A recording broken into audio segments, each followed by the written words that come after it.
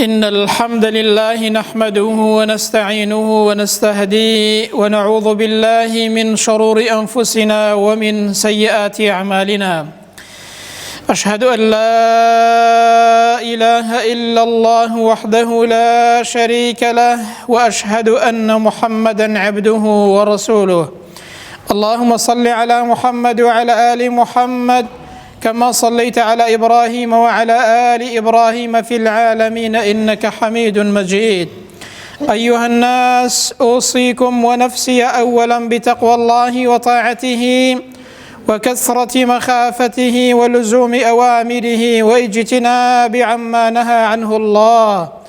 قال تعالى في كتابه العزيز: يا أيها الذين آمنوا اتقوا الله حق تقاته ولا تموتن إلا وأنتم مسلمون. أما بعد، فإن أصدق الحديث كتاب الله، وخير الهدي هدي محمد صلى الله عليه وسلم، وشر الأمور محدثاتها، وكل محدثة بدعة، وكل بدعة ضلالة، وكل ضلالة في النار. أما بعد، ئیمانداران، سەلام و ڕەحمەت و میهرەبانی خدای پەروەردگار بڕژێ بەسەر هەموو لایەکماندا. خوای پەروەردگار بە ڕەحم و بەزەی خۆی بمانگەڕێ لە بەندە ڕاستەقینەکانی خۆی، چۆن پێشوازی لە مانگی ڕەمەزان بکەین.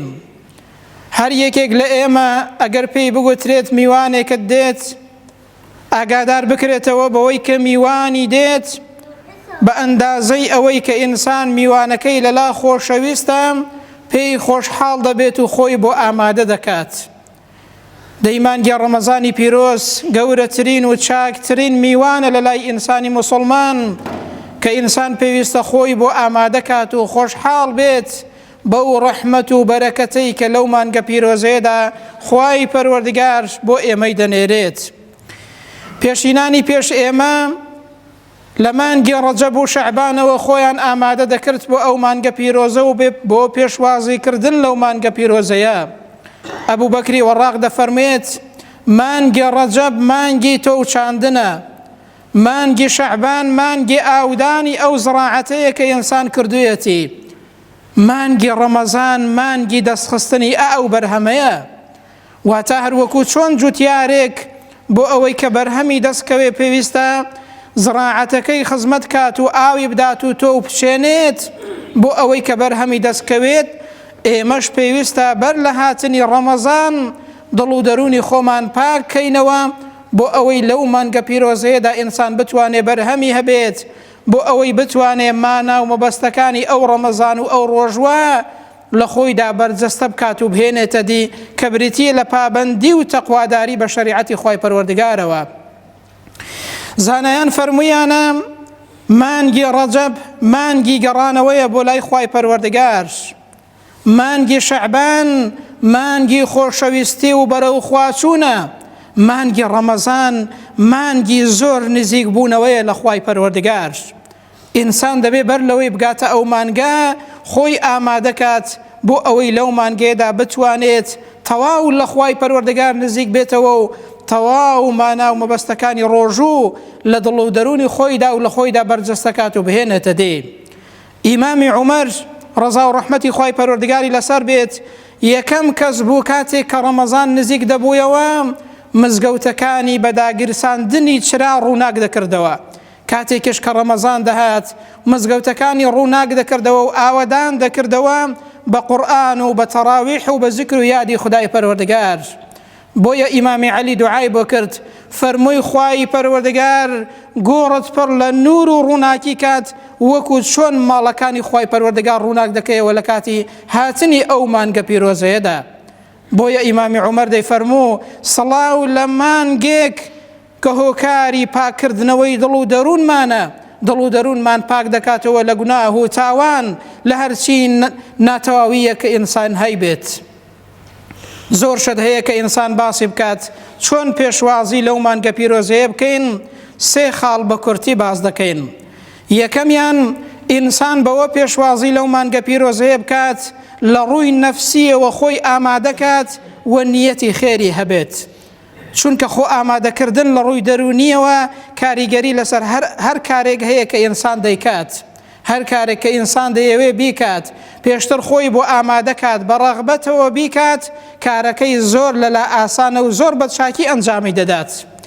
نابینن قوتابیە کاتێک کە دەخوێنێت ئەگەر بە ئارەزوومەندی خۆی بخوێنێت لەو بەشە بخوێنێت کە حەزی لێیە بە حەز و ئارەزووەوە بخوێنێت سەرکەوتوو دەبێ و دەرەجەی بەرز دێنێت. دەی ئینسانیش لە ڕووی دەرونیەوە کاتێک خۆی ئامادە دەکات بۆ ئەو مانگە پیرۆزەیە، ئەو مانگە زۆر لەسەری ئاسانەوە زۆر کاری باشتری تێدا دەکات. زانایانی بواری دەروون زانی دەڵێن ئینسان کە بیەوێ هەر کارێک بکات پێشتر خۆی بۆ ئامادەکە کارەکە زۆر بە چاکتر و باشتر ئەنجام دەدات. هەمیشە نیەتی خێرت بێت، چونکە نیەتی خێر وا دەکات کە ئینسان هەمیشە لە خێردا بێت و پاداشتی زیاتری دەستکەوێت. ئیمامی ئەحمەد ڕەزا و ڕەحمەتی خوای پەروەردگاری لێبێت ڕۆژێکیان ئامۆژگاری کوڕەکەی دەکات و پێی دەڵێت ئەی کوڕم هەمیشە نیەتی خێرت بێت، چونکە کە نیەتی خێرت بوو هەمیشە لە خێر و چاکەدا دەبێت. تەنانەت ئەگەر ئینسان کارەکەشی بۆ نەکرێت نیەتی خێری هەبێت بۆی نەکرێ ئەنجامی بدات، هەر لەسەر ئەو نیەتە خێرش ئینسان پاداش وەردەگرێت. جاری وا هەیە نیەتێکی خێرت هەیە کارەکەشت بۆ ناکرێ، خوای گەورە ئەجر و سەوابی ئەو نیەتت بۆ دەنووسێ کە نیەتی خێرت هەیە. نیەتی خێرت هەبێ لەو مانگەیەدا کە کاری زیاتر دەکەی، عیبادەتی زیاتر دەکەی، قورئانی زیاتر دەخوێنی، خێر و خێراتی زیاتر دەکەی، بەر لەوەی کە ئەو مانگە بێن نیەتی خێر بێنە، خوای پەروەردگار هەمیشە دەتخاتە سەر خێر و پاداشت دەداتەوە لەسەر ئەو نیەتە خێرشت. عەبدوڵڵای کوڕی موبارەک دەفەرمێت زۆر جار ئینسان کارێکی کەم دەکات بەڵام بەهۆی نیەتی خێرەوە خوای پەروەردگار ئەجر و پاداشتێکی زۆری بۆ دەنووسێت. بۆیە ئیبن القەیم دەفەرمێت ئەساس و بنچینەی هەموو ئەو شتانەی کە ئینسان لە خوای گەورە نزیک دەخەنەوە ئەساسەکەی نیەتی خێرە. نیەتی خێرت بێت خوای پەروەردگار ئەجر و پاداشتەکەت بۆ زیاد دەکات. ئافرەتێکی ساڵحە و خواناز هەبوو، هەموو ساڵێک کە ڕەمەزان دەهات زۆر خۆشحاڵ بوو، خۆی ئامادە دەکرد نوێژ و تەراویح و لەوەی کە پێی دەکرا لە قورئان و زیکر یادی خوای پەروەردگار دەیکرد وەکو عیبادەتی شەخصی و لەگەڵیشیدا خزمەتی ماڵ و منداڵ و پیاوەکەشی دەکرد و دڵی ئەوانیشی ڕازی دەکرد. ئێواران خواردنی حازر دەکرد، بەشێک لەو خواردنەی کە حازری دەکرد ئامادەی دەکرد دەینار بۆ مزگەوت، دەیوت هەر نەبێ با سێ چوار کەس لەوانەی کە بە ڕۆژوون ڕۆژوەوانان بەربانگ بەو خواردنە بکەنەوە بەڵشک و خوای پەروەردگار ئەجر و پاداشت مامداتەوە. ئەو دڵسۆزیە ئەو نیەتە خێرە ئینسان کارێکی کەمیش بکات خوای پەروەردگار بۆی زیاد دەکات و بۆی بەرهەمدار دەکات، لەبەرەوە خۆت ئامادەکە لە ڕووی نەفسیەوە و هەمیشە نیەتی خێرت هەبێت. دووەمیان بۆ پێشوازی لەو مانگە پیرۆزەیە بکەین دوعا بکە خوای پەروەردگار بمانگێنێتە ئەو مانگەیە، ئەو چەند ڕۆژەی کە ماوە دوعا بکە لە دڵەوە خوای پەروەردگار بمانگێنە بۆ مانگە پیرۆزە و هەروەها دڵخۆش بە لە دڵەوە بەهاتنی ئەو مانگە. زانایانی پێشینی ئێمە چاکەکانی پێشینی ئێمە بەر لەوەی کە ڕەمەزان بێ دوعایان دەکرد اللهم بلغنا ڕەمەزان، یا ڕەبی خوای گەورە بمانگێنە بۆ مانگە پیرۆزەیە، دوعایان دەکرد خۆیان ئامادە دەکرد، پێی خۆشحاڵ بوون. پێغەمبەر صلی الله علیه وسلم دەفەرمێت ئەی خوای پەروەردگار مانگی ڕەجەب و شەعبانمان بۆ بەرەکەت دارکە بمانگێنە ڕەمەزان. عەبدوڵڵای کوڕی موبارەک دەفەرمێت مەرحەبەن بشەهر خەیڕ كله، سڵاو لە مانگێک کە هەمووی خێر و بەرەکەت و چاکەیە بۆ ئینسان. دەی تۆش دوعا بکە پێی خۆشحاڵ بە بەو ڕەحمەت و بەرەکەتە، ڕەحمەتی خواد ناوێت، خۆشحاڵ بە و دوعا بکە.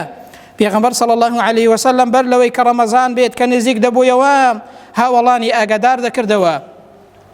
یەکێ لەو فەرمایشتانە پێغەمبەر دەفەرمێ قەد جاءکم ڕەمەضان شەهڕ مبارەک، خەڵکینە ئەوە ڕەمەزان هات، ئەوە ڕەمەزان نزیک بوویەوە، شەهڕ مبارەک مانگێکی پیرۆزە، مانگێکی پڕبەرەکەتە.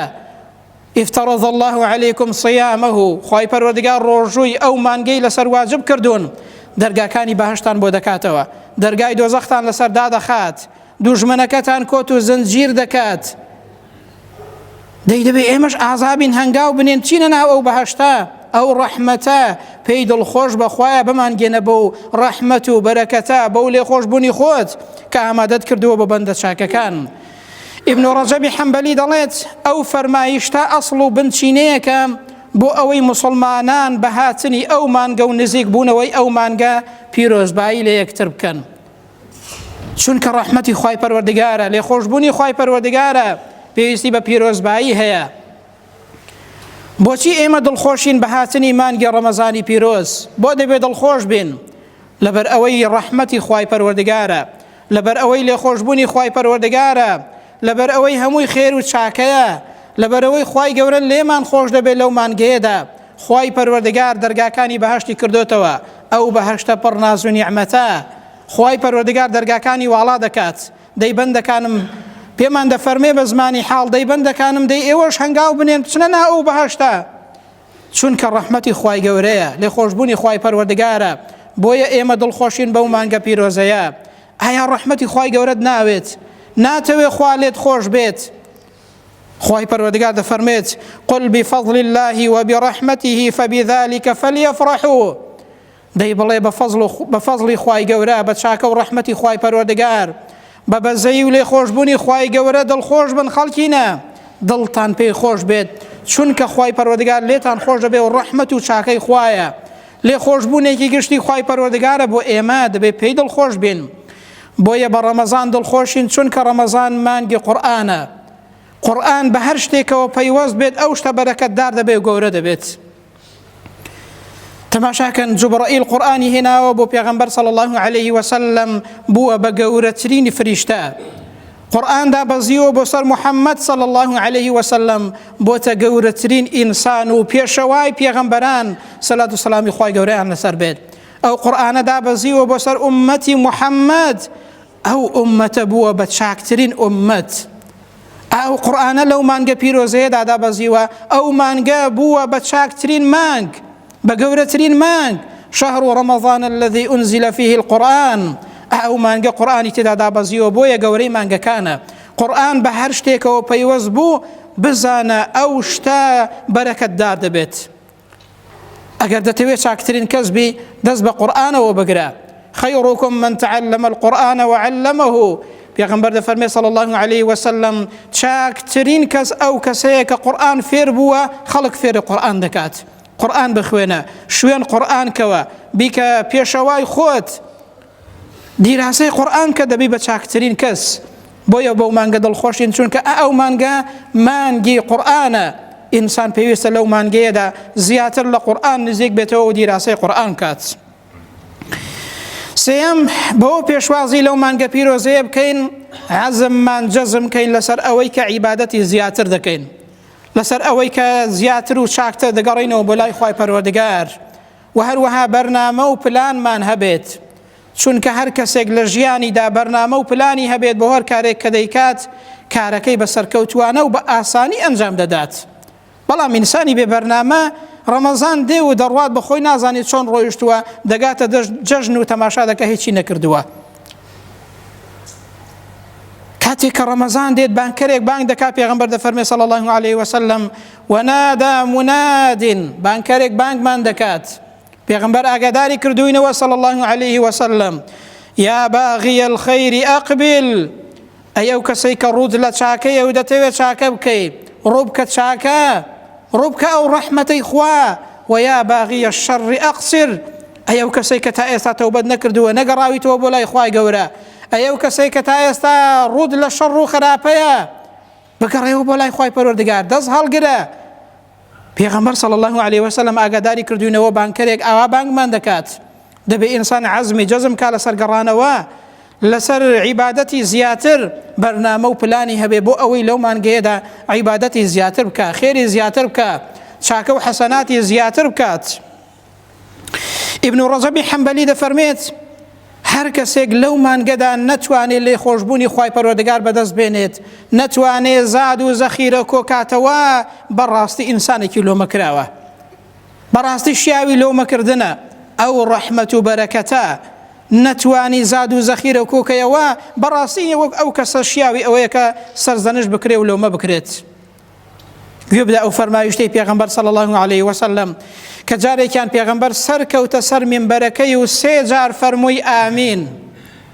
گوتیان ئەی پێغەمبەری خوا صلی الله عليه وسلم ئەوە بۆ چی بوو ئەوە چی بوو ئەو ئامینە فەرمووی جوبرائیل هات سێشتی پێوتم منیش وتم ئامین لە یەکێک لەوانەدا ئەوە بوو کە فەرمووی دەگ ئەو کەسە خەجاڵەت بێت دەگ ئەو کەسە خەسارەتمەند بێت کە دەگاتە ڕەمەزان و خوای گەورە لێی خۆش نابێت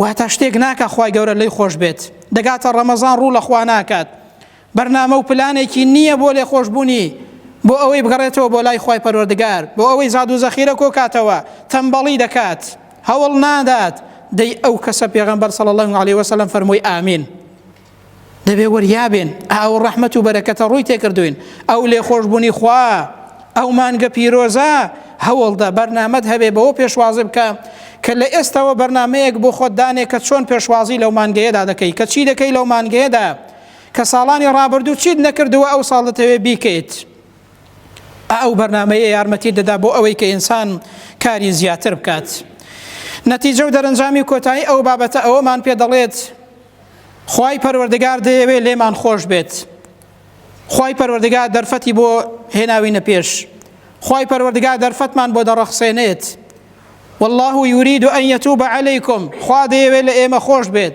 خوا ئێمەی خۆش دەوێت دەی ئێمەش دەبێت بمانەوێت خوا لێمان خۆش بێت دەی ئێمەش دەبێت بمانەوێت بەرەو خوای پەروەردگار بچین چونکە هەر کەسێک نەیەوێت دەی خوا بە زۆر لێی خۆش نابێت خوای گەورە دەرگاکانی بەهەشتی بۆ کردوویەوە ئەگەر تۆ هەنگاو نەنێوی نەچیە پێشەوە ئەخر خوا چۆن لێت خۆش بێت خوای پەروەردگار ڕەحمەتی بۆ هێناوی ئەگەر ئەتۆ نەتوانی ئەو ڕەحمەتە سود لێ ببینی ڕەحم بە خۆت بکەی و ڕوو لە خواکەی دەی خوا بە زۆر ئەو ڕەحمەتت بۆ نانێرێت خوای گەورە دەیەوێت لێمان خۆش بێت ڕەحمەتی خۆی بۆ ناردوین چاکەی لەگەڵدا کردوین دەرفەتی بۆ ڕەخساندوین دەبێت ئێمەش بمانەوێ و ڕوو لە خوای پەروەردگار بکەین بۆیە بەر لەوەی بگەینە ئەو مانگەیە ئەو چەند ڕۆژە ئینسان پێویستە بگەڕێتەوە بەلای خوای پەروەردگار پێویستە نیەتی خێری بێت پێویستە ڕوو لە خوای پەروەردگار بکات پێویستە هەوڵدا ئەگەر کەم و کوڕیەکی هەبێ بەر لەوەی کە بگاتە ئەو مانگە پیرۆزەیە کەم و کوڕیەکەی چارەسەر کات حەق و مافی خەڵکی لەلابێ حەق و مافەکە بداتەوە بۆ ئەوەی ئینسان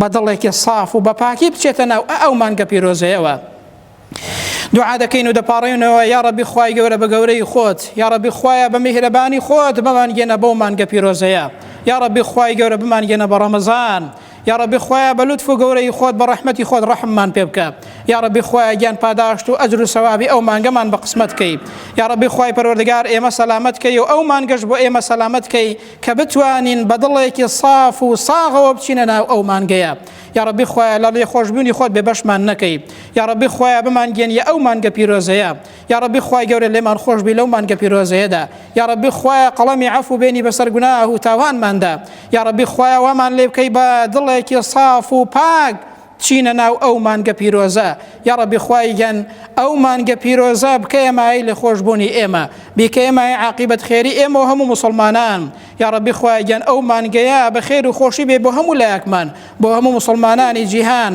بە سەلامەتی و خێر و خۆشی بێت یا ڕەبی خوای پەروەردگار لێمان خۆش بی یا ڕەبی خوایە بە ئیمانەوە بمانژێنی یا ڕەبی خوایە بە ئیمانەوە بمانمرێنی یا ڕەبی خوایە لەسەر چاکە بمانژێنی یا ڕەبی خوای گەورە لە دینی خۆت شارەزامان کەی پاکمان کەیەوە لە گوناه و تاوان وأمان لێ بکەی کە ڕوو لە تۆ بین لەسەر چاکە بین لەسەر ئاکار و ڕەوشتی باش بین یا ربي خوای گەورە بە میهرەبانی خۆت سەرکەوتوو عاقبەت خێری دنیا و قیامەتمان بکەی آمين. أقول قولي هذا وأستغفر الله لي ولكم وبعد أعوذ بالله من الشيطان الرجيم. ربنا آتنا في الدنيا حسنة وفي الآخرة حسنة وقنا عذاب النار. اللهم آمين.